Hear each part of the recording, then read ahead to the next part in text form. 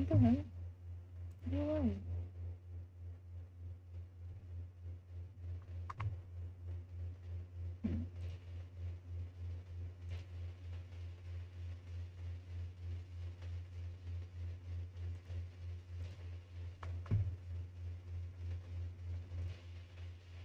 Hello, everyone, and welcome back to another session of the Market Outlook series with me, Kavita Agrawal. I am the founder of EXP-Invest, and we are here, like every weekend, to talk about Nifty, Bank Nifty, and the intermarket analysis, the intersector analysis.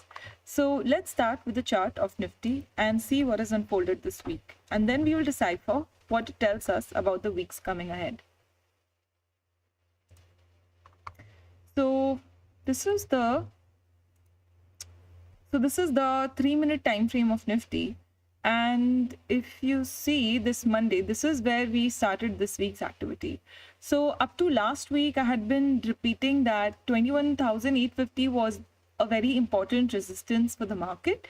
And what we can see is on Wednesday and Thursday of last week, when we consolidated here, this 21,850 is the level where we saw some consolidation on market. And once we broke out above this level, a strong rally began. We did see some rally before that also, but the problem was that conviction was really low there. Now, RSI has also played a very important role in this rally, because if you see the 3-minute time frames, RSI was very evidently in a bear range up to this point, right? It was only when the Nifty actually sustained above the 21,800 level here that the RSI on the 3-minute time frame also moved above the bearish range. It went into the bullish range. That is, the resistance went above 60, somewhere around the level of 80, and the support went above from below 30 to somewhere above 40 for most parts, right?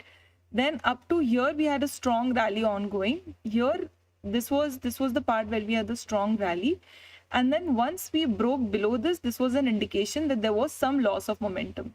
Now, following this loss of momentum, we experienced a little bit of correction again, but then this correction was soon broken out when we saw a positive divergence, as you can see already marked. Now, this positive divergence has now led the market to a new lifetime high today. Now, 22,250 was my next important resistance on the market. And here it is evident that in today's market activity, that resistance was slightly breached, but also respected. So what is next? My analysis suggests that we are still in the bull range, considering that the RSI is still above the level of 40. Now, if tomorrow it so happens that the RSI of 3-minute time frame breaches below the level of 40 and the price of Nifty breaches below the level of 200, then we can expect the level of 22,000 to get retested. So it's not very often that the 3-minute time frame has such a lot of insights to add, but this is quite a bit. Let's move on to the 15-minute time frame. Now, what the 15-minute time frame suggests that we've been in a bull range since this day, since the day of January 25th. So since January 25th, the bottom that occurred in the market has been pretty bullish.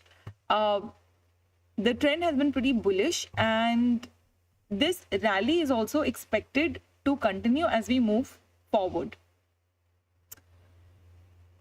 Currently, there is a little bit of an indication of a negative divergence on the 15-minute time frame, if you see, because this high on RSI is clearly higher than this high on RSI, right? So there is a bit of a negative divergence, but I wouldn't give it a lot of importance at this point of time. For this leg of rally that has started since yesterday, I believe that 22,500 is a good resistance, is a good potential resistance for this rally. Moving on to the 75-minute time frame, what I can see is that the 75-minute time frame has been very bullish for an even longer time. So if I draw this line, so it has been sustaining above the level of 40 since this date of 1st November 23.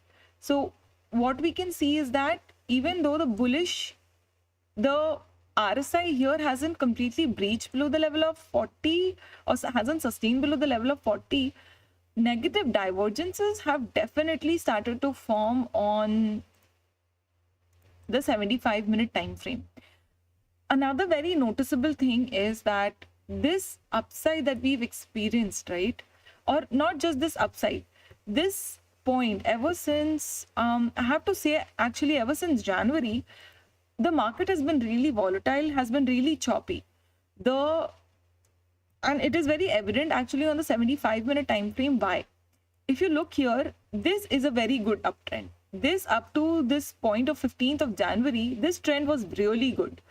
For a swing trader, it's a boon. It's really great to trade in this kind of market. Everybody makes money. But what happens when this kind of choppy market begins is it becomes harder and harder to make money. The problem is that the rally which has unfolded before it has been so strong and has been so overconfidence evoking, that it becomes easy to let go of your principles, of your systems, and get used to not setting stop losses, right? Also, in this consolidation phase, in this sideways, in this choppy phase, what also happens is that a lot of stop losses start getting triggered. You start seeing stop loss triggers and then rallies. You start seeing gap downs which skip your stop losses. So it becomes really hard to preserve your unrealized profits and to protect your capital from loss. So a very good strategy during a choppy market is to change your strategy, change your focus from stock picking to capital preservation. This can mean two things. Number one, try to have less number of active positions, and on your stop losses, try to keep them, try to be very vigilant, and don't stray from your strategy or your principles in such a market. Because if you break your discipline in a choppy market like the one that we've been experiencing since January, especially since here, so this kind of market, so if you follow this with me, we went 890% down in 8 days. Then we went up again 870% points in 9 days. And then again we fell around 500 points in 11 days. And again we went up around 600 points. So in this kind of market, this kind of choppy market, it's very hard to stay put. It's very hard to make money. So for swing traders, it becomes really hard. So as swing traders, we cannot also, we don't want to sit on cash for a very long time, but it's okay to have 30-40% cash at least around this period of time. It's okay to experience stop losses. Don't get deterred by stop losses is what I'm saying. So this 75-minute time frame is actually giving us a bit more clarity on the bigger picture that, okay, the market is super choppy lately.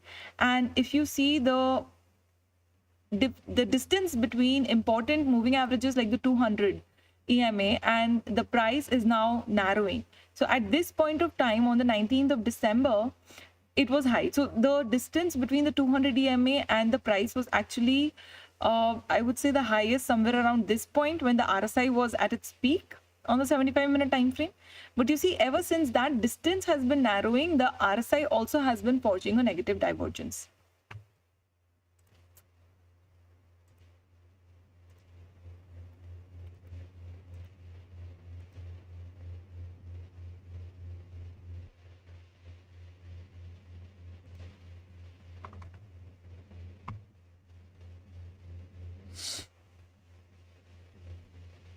All right. So this is a bit of a warning. Oh, there is another very clear-cut warning sign in this last leg of rally that we've experienced, the volumes. Now, if you see, even in this rally that happened, there was participation. But in this leg of rally that is unfolding, the participation has been quite disappointing. This is another sign that, a massive exhaustion might be setting in. Also, if you can see this, let me make this a little bit thicker for you. There are trendline resistances around here. So what trendline resistances basically mean is probably in the past, right? Probably in the past, somewhere this this trend line has been quite important So I don't really see much in the past from that perspective, but nothing very, very significant. But it seems to be, there seems to be some resistance. So my target on Nifty, while it is 22,650, I believe that we are kind of getting closer and closer to a bigger correction than to probably a next leg of upside. It is very important to maintain high amount of caution right now. Don't get tempted by F&O opportunities. I mean, you think they're opportunities, but they're really just traps. So don't be reckless at this point. Focus more on risk management and most importantly, exercise patience. Moving on to the daily time frame. So the daily time frame resonates with the message which the 75-minute time frame was whispering to us. That is, there is some loss of momentum for sure. There is a RSI negative divergence falling, and there is a very evident lack of volume participation in this rally. So we can expect some correction. Now, what will be the depth of that correction? At this point of time, it's really hard to say. But if we do start to correct, and I believe if 22,000 gets breached, because 22,000 has now become a very important support level. So if this 22,000 gets breached, then I believe we may fall as far as 21,500.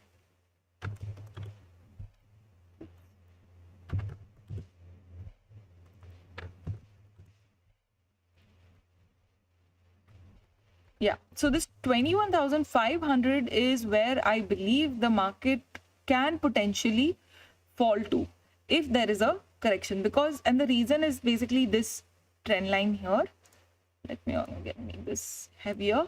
This is going to lend important support to the price as it has in the past two swings within this upward trending channel that we are seeing. Nifty is kind of oscillating between. Now, if 21,500 gets breached, then the next support comes in at the level of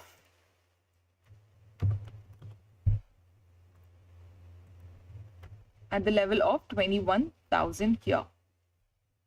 So this would become our next probable support for the market, which also coincides with the 100 EMA right now. But like I said, at this point of time, if you see, the upside is relatively lesser to the downside.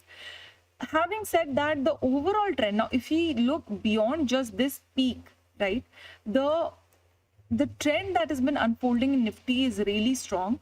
And I do believe that it is set for a further continuation, maybe some correction. Like just here, if you notice, there was a negative divergence which was watched, and then we experienced some correction back to the 200 EMA. That was around 6%. So if we were to say begin a correction from here, around 5 to 6% would be around 21,000, like I said. And also one more common point between this last leg of rally and this leg of rally is the volume participation. So if you see the second half of this, so when this previous rally's last leg also unfolded, the volume had disappeared, and the same thing is happening again. So these are the reasons why I believe it's very important to experience caution and only participate where you have very high level of conviction. Go for high risk reward ratios in your trades. Make sure you use stop losses, and don't get tempted to re-enter stocks, where stop loss is getting triggered without solid reason, without solid objective reasoning. In this market, I'm seeing that even the stocks that I'm re-entering due to solid chart related reasons, even those views are getting invalidated repeatedly. So it's important, extraordinarily important, to experience caution, especially for those people who are new to the market and who've not seen a lot of correction.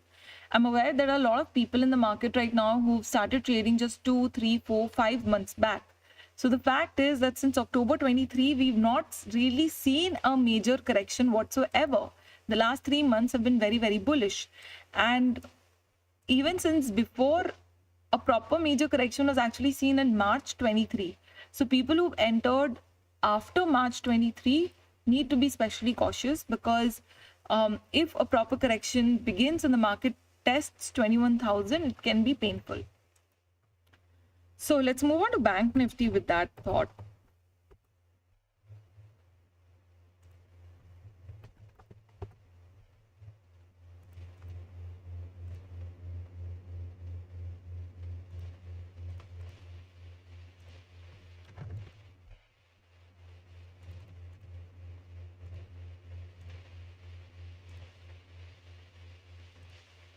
All right.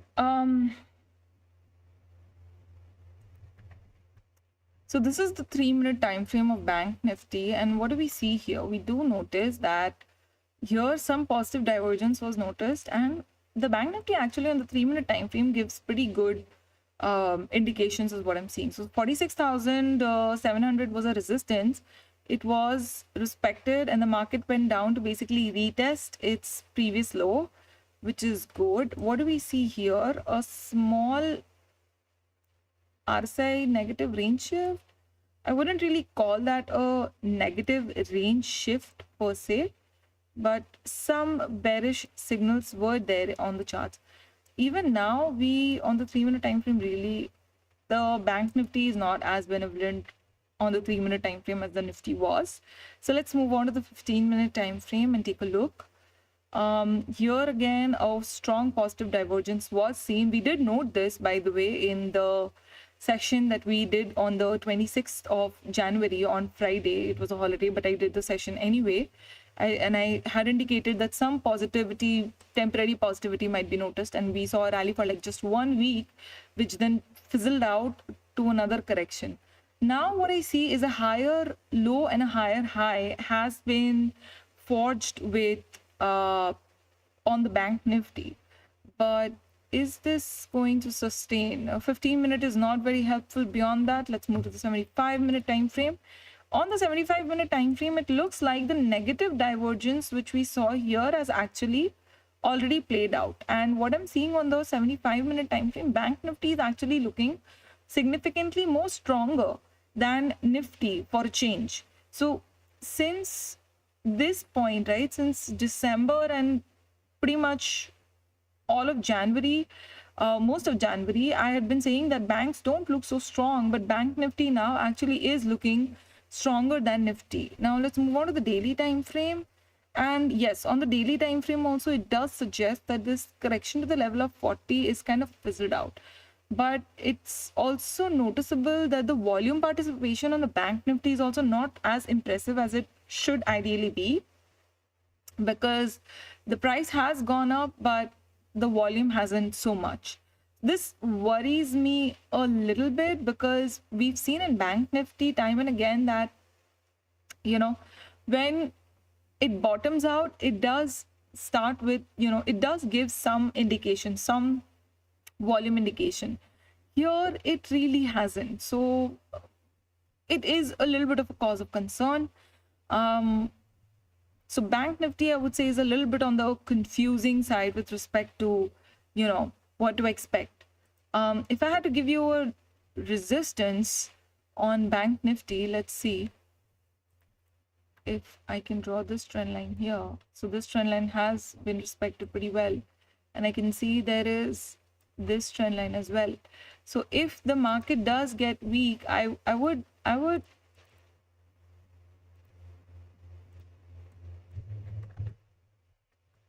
think 47,850 would act as a good resistance for the Bank Nifty here.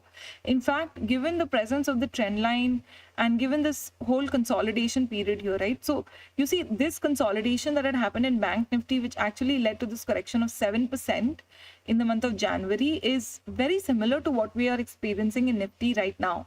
So when I say that a 5 to 6% of correction is expected, it's not off the hooks, because we've already experienced that in Bank Nifty, and it was quite painful for a lot of people. So caution is definitely required. And even in my Trade Together program, especially with respect to the new joiners or joiners who are new traders, there is a lot of anxiety building up, which is very evident from the comments being left in the chats. And I do my best to share what is happening, because anxiety is a very normal part of trading journey, but what matters is to trust the process and to stay put with the strategy. If we try to change the strategy or question the strategy, then we have very little to work with.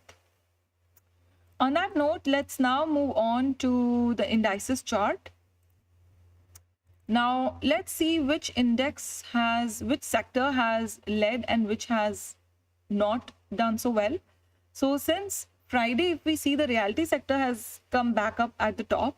So the rally in the realty sector was expected to continue, and it has done pretty well in those terms. The auto sector also, I can see, has done quite well this week. That was not my expectation, to be honest. The pharma and the healthcare sector, even though they are doing weak, I feel that new positions should be made very cautiously here. The consumption and the durable sector finally seems to be coming out of a slumber. Also, the fact that the consumer and the pharma, the durables and the consumption sector is doing so well, so is the FMCG sector. It shows that the participation is leaning a little bit more towards defensive sectors. That concerns me a little bit.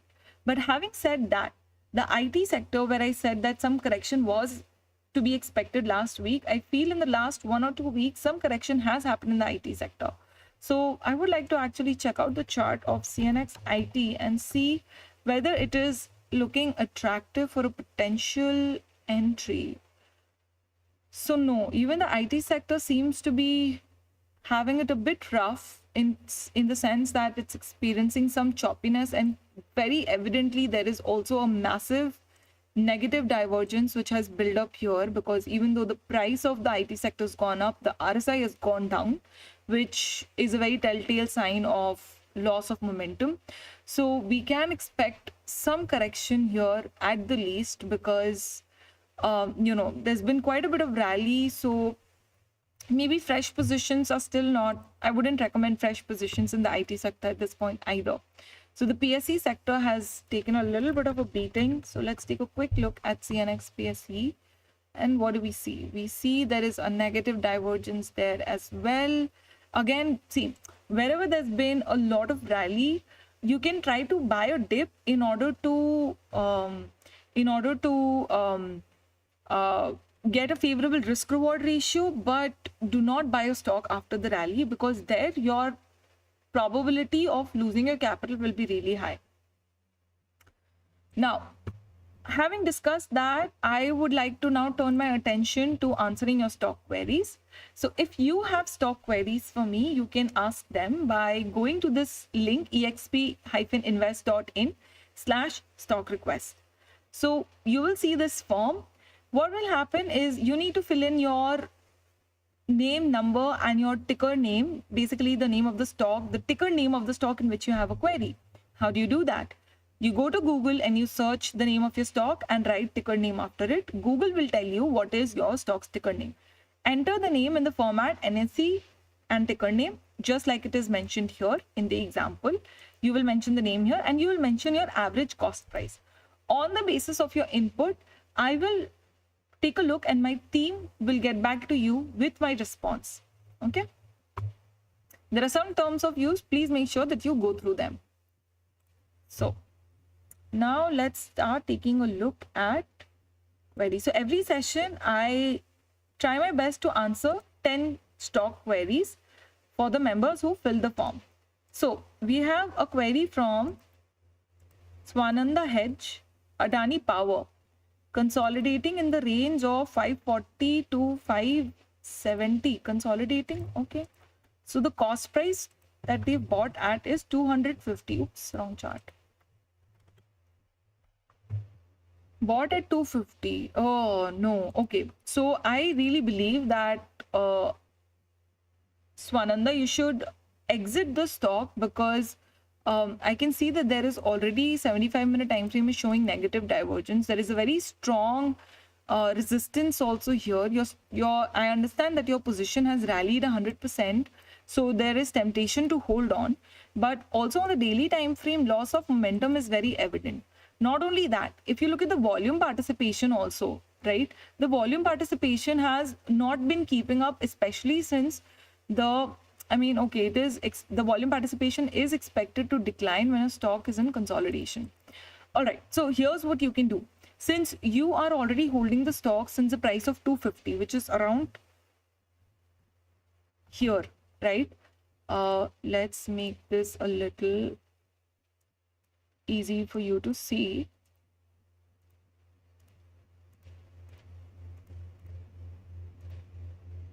Right. So this is your entry point. So naturally, you don't want to, you know, exit the stock unless you have strong reason to. So if your position is for a relatively shorter time frame, right? I'll give you two stop losses here. So if your position is for the shorter time frame, then what you can do is you can maintain a stop loss below this consolidation zone's low. That would be around the level of, so 500 is a important psychological level, so around 495 is where your stop loss would be, right? And if you are okay holding this stock for potentially a next leg of rally, which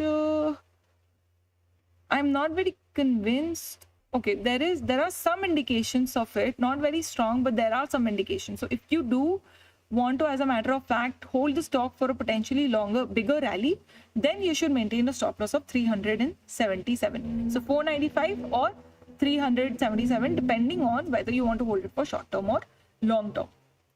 Moving on to Bajaj Consumers for Ajit. He's bought, okay, so he's holding since 245.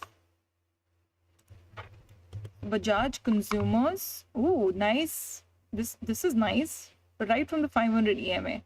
Okay. Let's delete some extra drawings. Volume participation has started to catch up a little bit. And 245. So you're in a little bit of loss. So the last few days rally must have been a sigh of relief.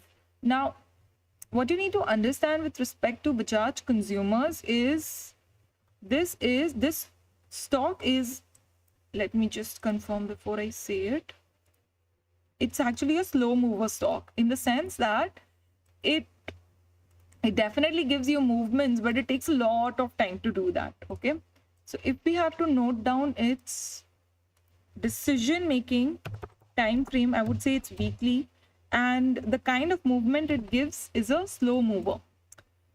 So the problem is that this kind of stocks, they are good for, I would say, a market where you need defensive stocks. So if the market starts to fall and you absolutely have to park your money, then Bajaj Consumers is a good stock option, is a good option for you. But in a bullish market, you don't want to go with a stock like Bajaj Consumers, right? So having said that, considering that, you know, the market's stance is changing at the current moment, it is standing at a bit of a cliff. What you can do is you should definitely maintain a stop loss at the level of 230. If the stock falls below the level of 230, you should consider exiting your stock because you're already in some loss. You don't want that loss to grow. The best time ideally to usually buy this stock would be when it comes close to the 30 level on the weekly time frame, and it does that quite, you know, like maybe once in a year, and that is a good time to buy it. Otherwise, even the daily time frame, if you see, the signals are very unclear. There's a lot of noise on the daily time frame. So Bajaj Consumer is actually not a very good stock for short-term trading. Try to avoid this kind of stock. All right, let's move on to APL Apollo for Deepak Patel. Purchased at 1518 and now is 1480. So what to do? Okay, let's see.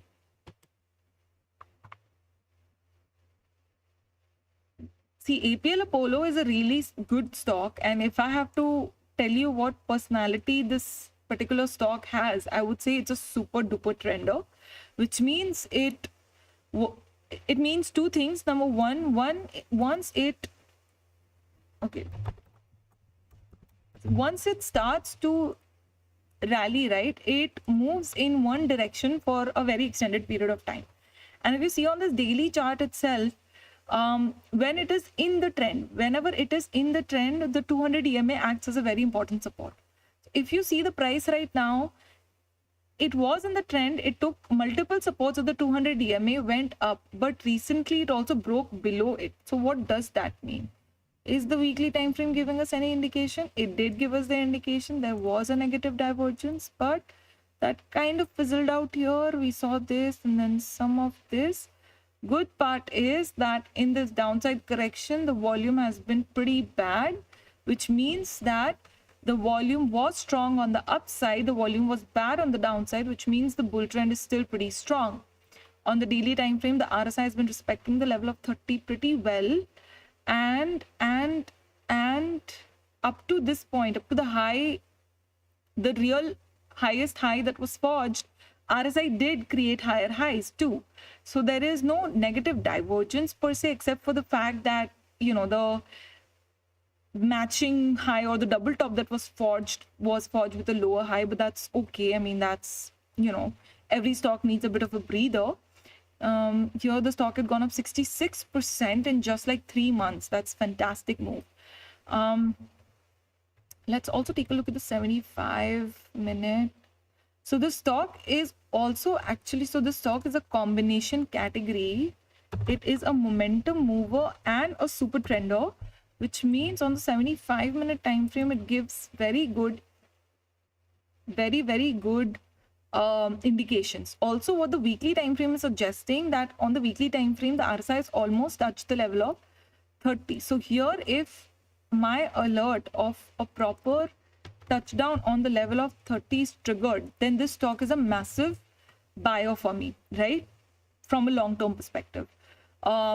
Even from a short-term perspective, what I'm seeing is when the stock comes down to the level of 30 on the 75-minute time frame in a bullish underlying trend, it becomes a very good candidate for a small upside. For example, here if you see, it gave like 16% in 22 days, came down again, gave 15% in 30 days. So, you know, this is how I like to study stocks. I like to identify what is the decision-making time frame and what are the personalities. So on the weekly time frame, there is some decision-making scope, and on the 75-minute time frame. And if we talk about the personality, it's a super trender and it's a momentum mover. By the way, the personality and decision-making time frame, all these things that I'm talking about, I teach all this in my training sessions, where I go into the depth of why, on what basis are we defining the personalities, what is the decision-making time frame, how do you work around it.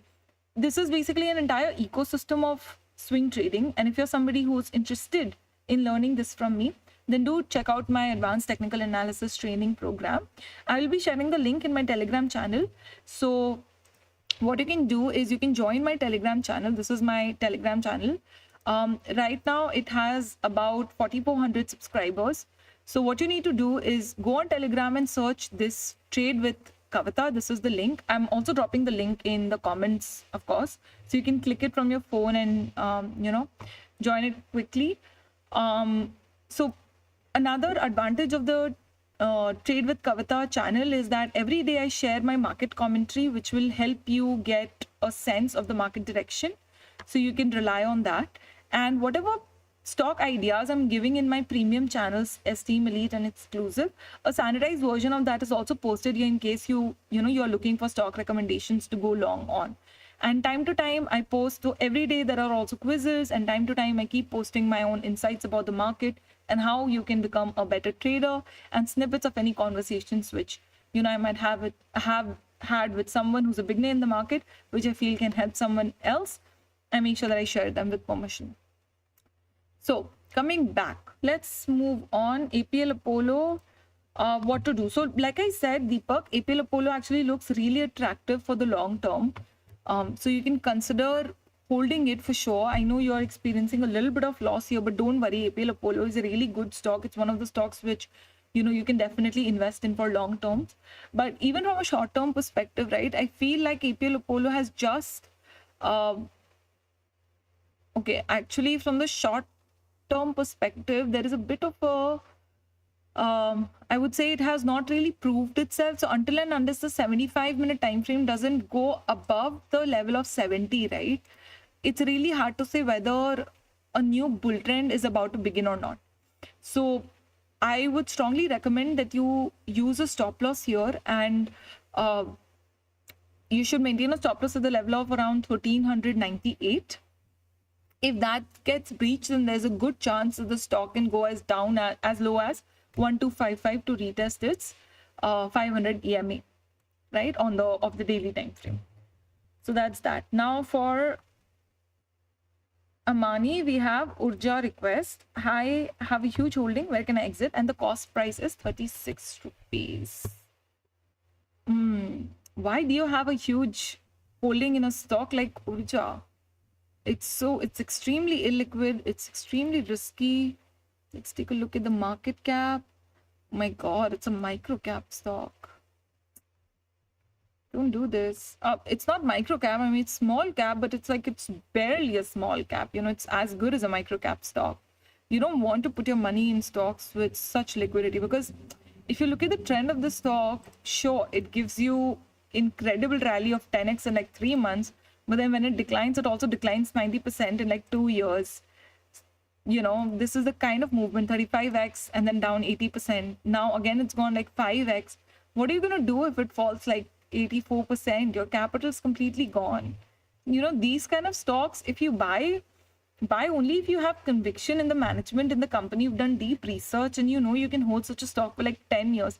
These kind of stocks are bought for, you know, like R ya par. Like you buy it for 100x returns, or you buy it and hold it till it gets delisted or goes bust. Okay, so don't try to do short-term trading. Micro cap stocks are not meant for buying, not meant for 2-3 years of holding. They're meant for like 10, 15, 20 years of holding, if they survive, that is.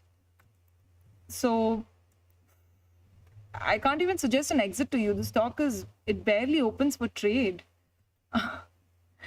I would suggest that, you know, if you're not convinced about holding the stock for a long term, whatever opportunity you get to, you know, exit, you should exit it.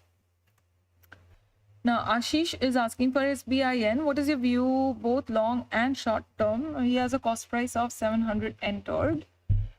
All right.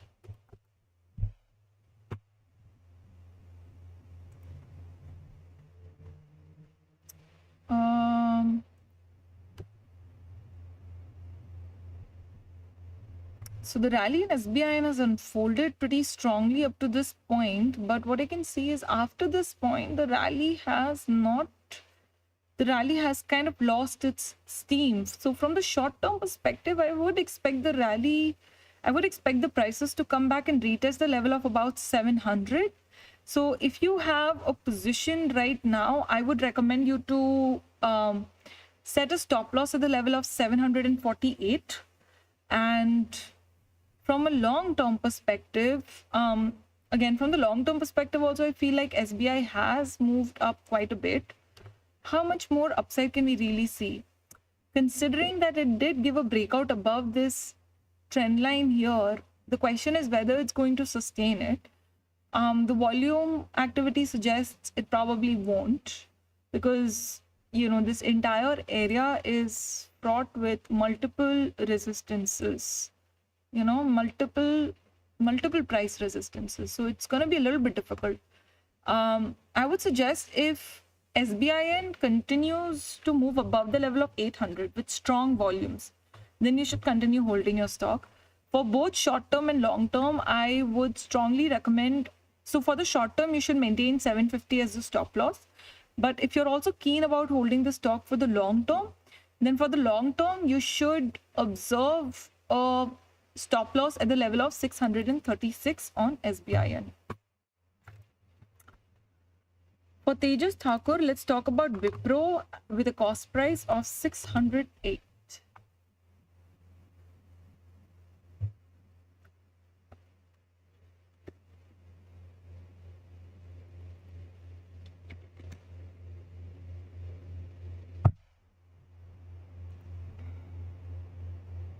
Okay.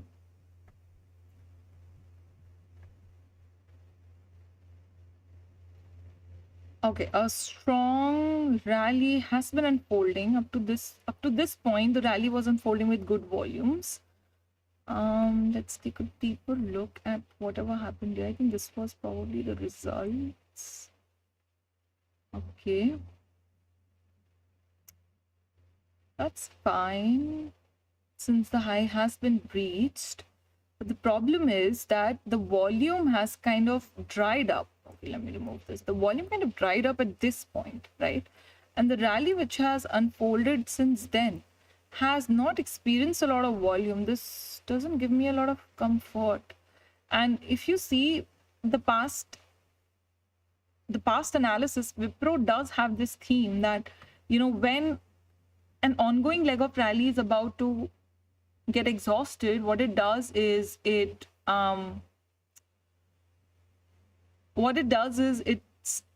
exhausts, like volume exhaustion becomes very evident and the stock declines. So I'm a little unsure. I mean, I definitely wouldn't go ahead and purchase fresh holdings in Wipro at this level. How is your cost price 608? My God, since when have you been holding this stock? Since 21? Okay, what I would suggest, so in Wipro, you should definitely maintain a stop loss of 518. So at any point of time, if Wipro forges a lower low, you need to get out of it. And right now, the most recent low on the 75-minute time frame chart is clearly 518. So that should be your important stop loss level. So Mr. Sanjeev Pandey, he's a newfound esteemed member, and I'm very glad that he's already participating in the resources, and he wants the analysis on ITC. So ITC is actually one of the stocks that I've been eyeing to, give to the members of the Trade Together program as a recommendation for swing trade. And if you see this flag, it means basically that it's under consideration. Now, there is a strong positive divergence on the 75-minute time frame. And so whenever there has been like tiny little up prices, there has been some strong volume activity. This is a very early sign of a potential strong reversal, but it remains to be seen whether or not this solidifies, whether or not this materializes into a proper beginning of a rally, because like we discussed on the 75-minute time frame of Nifty, there's a little bit of indication of weaknesses. Having said that, both the 75 and the 15-minute time frame of ITC do look very, very strong. I am waiting for two things to happen on ITC before I give a recommendation. Either the 3-minute comes down to the level of 30 or the 15-minute comes down to the level of 40 on RSI and RSI 25 period on both charts. When that happens, I would suggest it's a good point to, make fresh entries. Now, from a stop loss perspective, since 400 is an important psychological level, slightly lower than that, the stop loss needs to be maintained at maybe 398. And on the upside, if we talk about the target, then I think potentially I wouldn't be as overconfident to predict that ITC is going to create a actually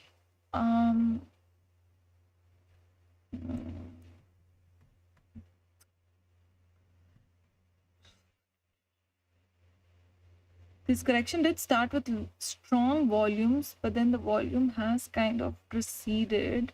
But then there is also this 500 EMA of the daily time frame which might get retested. So that's why I'm a little bit jittery, because even though there are positive divergences, there is a pretty good chance that the stock can go up like just 4-5% and fizzle out. So risk management, like I said, is very important. And when the market is so choppy, you will see positive signals on the charts, but a lot of time those will turn out to be either weak signals or fake signals, which means that prices will go up, but they'll fizzle out pretty fast. So a lot of caution needs to be maintained there. So I would suggest, Sanjeev ji, you hold on and let me tell you when it's a good time to make fresh entry in ITC. Right now, it requires a little bit more confirmations.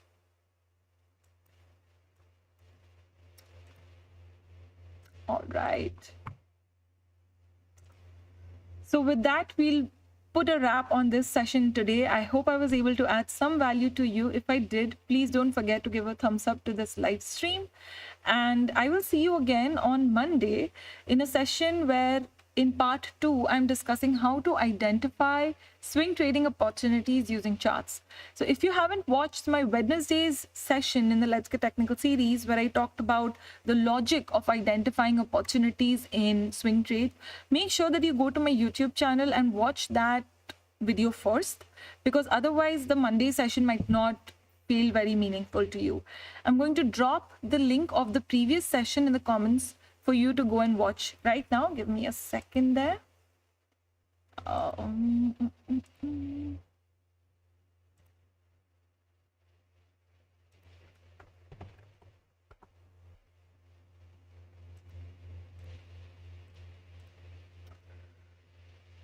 All right, let's go over to my channel, and on my channel, if I go on videos, stock selection webinar recording. So this is the session.